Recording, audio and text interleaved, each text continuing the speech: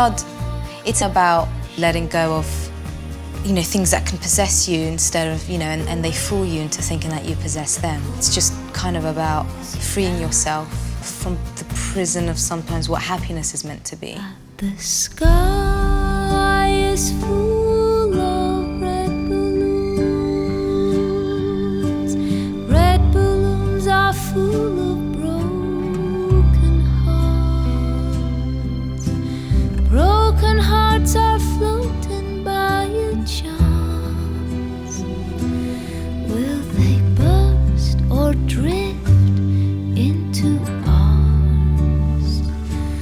Will they burst? It's been so helpful to kind of get off the road because I'd kind of been on it for 6 years.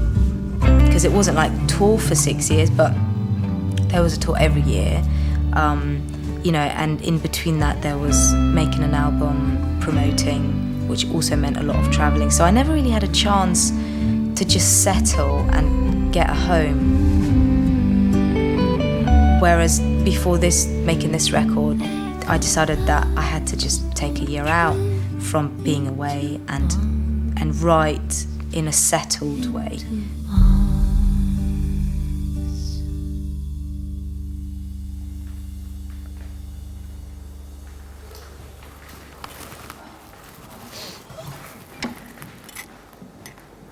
I have no idea what people expected with me and William working together.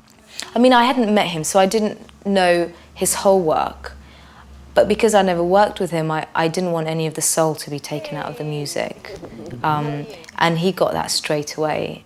You would sing a certain way, and then you would discuss a different approach, and you would describe it in very visual terms and very almost plot-driven terms. And then I could hear the difference. It was very clear to me, and that's really exciting, because it's not always the case.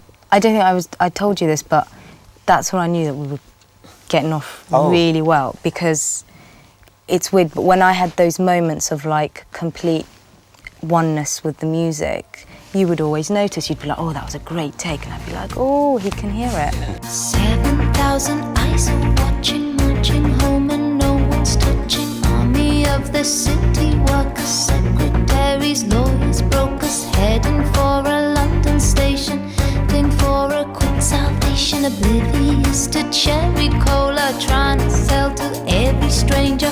Stuck here, it's cool, I'm standing, hoping for some understanding. Only way to go is inside.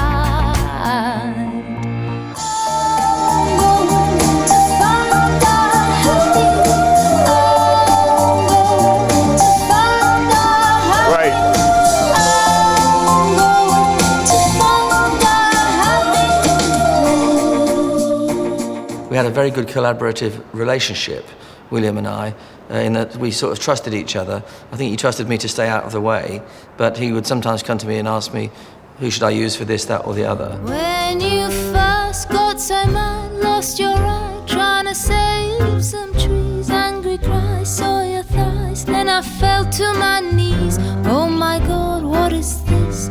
It's a moment of madness. Me and William asked Mike to do the string arranging. William hadn't worked with Mike as a string arranger before, but I had. You know, he'd done all the previous 3 records. I mean, I love having strings and an orchestra on your record. It's just such a beautiful luxury. The energy's very open. You can suggest a title like "I'd Love to Kill You," and she doesn't go, "Well, there's no way my manager wouldn't like that, or my record company, or my fans." There's never a conversation like that. It was like, yeah, let's do that. You know, to see where it takes us. Fearless. She's pretty fearless. What I love about Guy's writing is he's really effortless about it, and he doesn't deliberate too much over things. So it's quite a fast process, which is really nice. And then also, I was really flattered because he was very open to my ideas, really wanted to bring my writing to the forefront. And I just wanna stare at your head and imagine you opening your door in your drawer. There's some leather in there. I refuse, you persist. It's a moment of madness.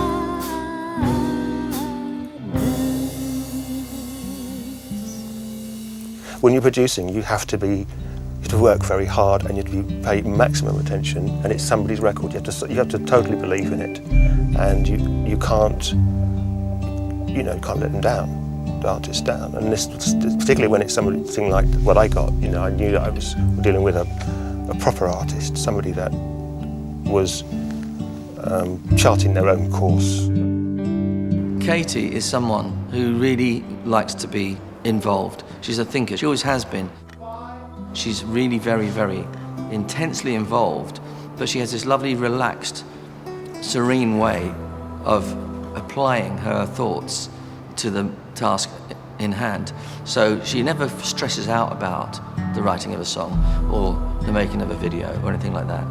It's almost as if she's walking a predestined course, but she isn't. She's choosing where she goes with every moment, but it just looks like it's coming perfectly naturally to her. With a mystery close, these apples I love, these apples I load, and always forgive the future to come for stealing.